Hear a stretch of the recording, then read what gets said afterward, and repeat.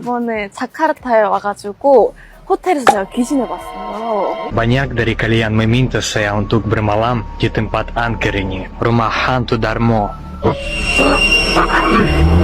Aku pernah digangguin sama hantu waktu aku jalan-jalan ke Popringo, rumah teman aku. Kenapa akhirnya tertarik meneliti tentang kuntilanak? Karena saya kira kita bisa belajar banyak. You know this one? What is that? Pacang! This really scary. This goes from Indonesia. I don't believe ghost, man. Aku anak kampung di sini. Allahu Akbar. Legenda tentang hantu di Indonesia memang dewasa ini semakin populer di mancanegara berkat maraknya film hantu Indonesia yang banyak diburu di luar negeri. Di lain sisi, para warga negara asing yang berwisata ke Indonesia biasanya auto akrab dengan warga lokal hingga sebagian besarnya bisa berbahasa Indonesia. Sesuatu yang sangat jarang terjadi di negara-negara lain. Dari sini, mereka terus mengulik tentang budaya Indonesia. Dan satu yang tidak biasa, serta sangat menarik di mata mereka, yaitu fenomena hantu di Indonesia. Banyak dari mereka akhirnya menceritakan pengalaman mistisnya ketika berada di Indonesia. Mulai dari diganggu hantu, mengenali jenis hantu Indonesia dengan datang ke wahana rumah hantu, hingga sampai ada yang berburu hantu karena rasa penasaran yang terlampau tinggi. 이번에 자카르타에 와가지고 호텔에서 제가 귀신을 봤어요. 근데 가위에 눌려가지고 천장에 매달린 귀신이 저를 바라보는 그런 가위에 눌렸습니다. Aku pernah digangguin sama hantu waktu aku jalan-jalan ke Popringo, rumah teman aku. Karena aku masih baru waktu di Indonesia, jadi teman aku itu ajak jalan-jalan ke Popringo. Dulu Popringo juga masih kayak sepi gitu. Jadi waktu itu kayak keluarga mereka lagi ngongkrong di luar, lagi ngopi, ngobrol, tapi aku izin mau tidur dulu.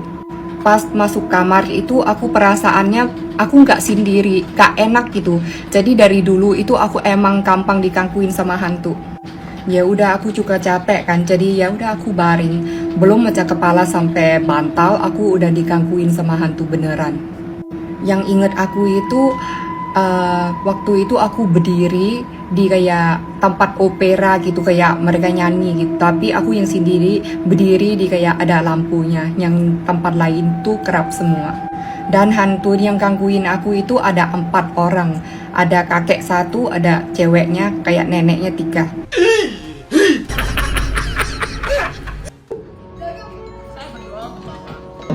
Oh shit, then I'll hurdle her.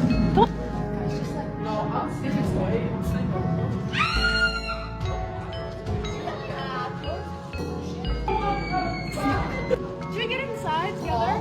Wait, we're supposed to go to the canteen first. Hello? Wait, just ask them. Ada kunci tidak? Ada kunci tidak? Hey, somebody up there. Hey,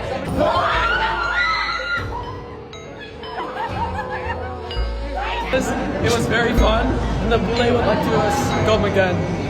Saya suka.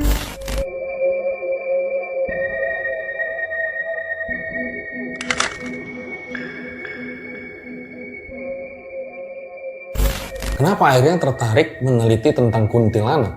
Karena saya kira kita bisa belajar banyak tentang kita sendiri dan tentang masyarakat pada umumnya kalau kita melihat kuntilanak. Karena kuntilanak itu, seperti banyak hantu, dia memiliki posisi yang menurut saya sangat menarik, yaitu posisi yang baik menjadi bagian dari masyarakat.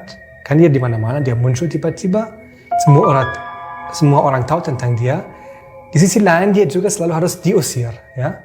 Karena orang takut, maka dia harus diusir, ya. Dan seperti Mas dia bilang, ya, berdoa atau suara azan, ya, atau dulu meriam lampu cahaya listrik, ya, menjadi alat untuk mengusir dia. Tapi dia kembali dan memang dia menghantui masyarakat. Kalaupun ada misalnya rumah yang kosong cukup lama, ya dia akan tinggal di situ kan. Maka masyarakat kita tidak pernah aman dari kuntilanak. Dia ya selalu kembali. Apa aja yang ditemuin tentang kuntilanak saat itu? Ya waktu itu aku memang kira kuntilanak itu adalah sesuatu yang kan ada banyak orang itu mungkin klaim aku yang bikin yang mungkin bikin mengejut, karena banyak orang bilang oke, hantu itu adalah ciptaan dari masyarakat. Misalnya ada masalah-masalah yang belum diselesaikan, pembunuhan, perkosaan, ya, atau orang yang bunuh diri kayak gitu ya, orang menjadi hantu. Namun kita juga mungkin bisa bikin klaim bahwa tidak hanya hantu itu adalah ciptaan masyarakat, tapi masyarakat itu sendiri adalah ciptaan hantu. Nah, apa yang aku maksud dengan itu? Kita mungkin bisa lihat, kalau kita sudah melihat mitos pendirian kota Pontianak tadi, di mana yang menjadi masyarakat kota Pontianak, masyarakat Melayu Islam, membangun kesadaran bahwa dia eksis sebagai masyarakat dengan cara mengusir sesuatu yang bukan bagian dari masyarakat itu, yaitu kuntilanak. Diusir ke pedalaman yang bukan wilayah masyarakat Islam, masyarakat Melayu. Dan saya kira cuma melalui proses pengusuran ini yang mengusir masyarakat diwujudkan.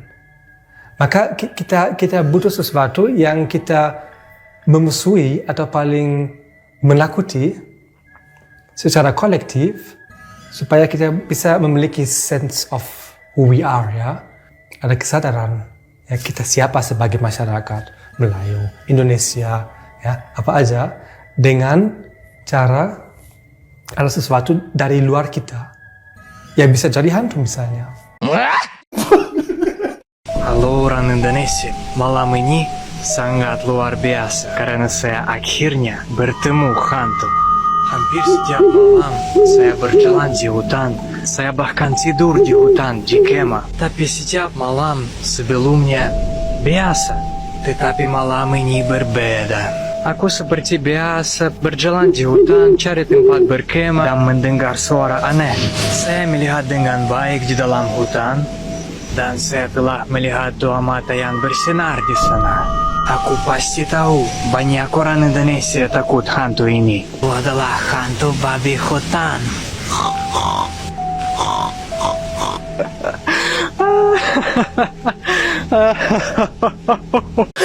Banyak dari kalian meminta saya untuk bermalam di tempat angker ini, rumah hantu Darmo.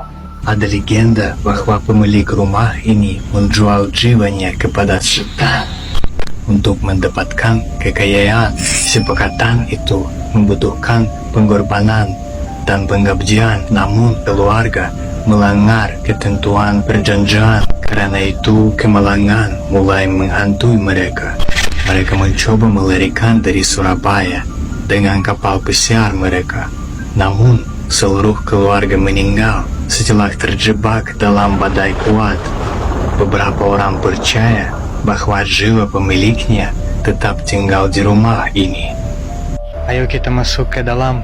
Saya harus lewat pagar. Di sana ada keamanan.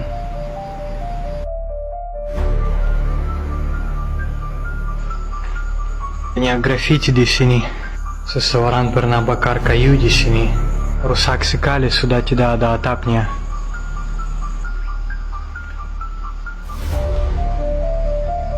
Dulu bangunan ini besar dan indah, tengah keruan bawah tanah. Terlalu banyak kelelawar.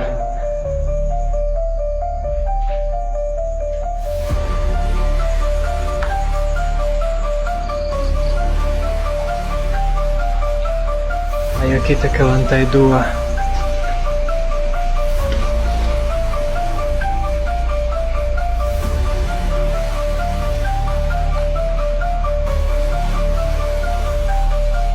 Kadang-kadang ada lubang di lantai. Sering banget mendekati tebing ini, merasa seperti Ada sesuatu di belakangku yang bisa datang dan mendorongku. Satu pintu lagi.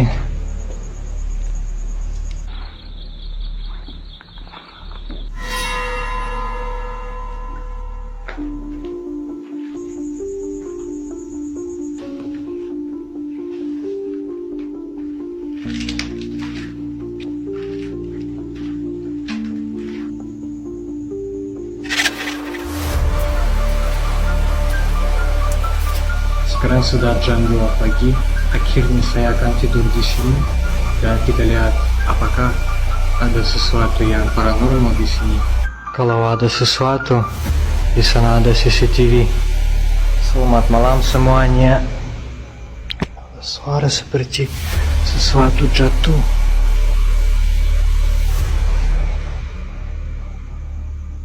Mungkin itu kelelawar.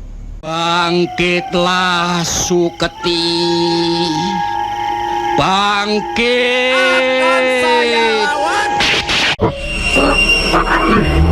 Hidup Jokowi.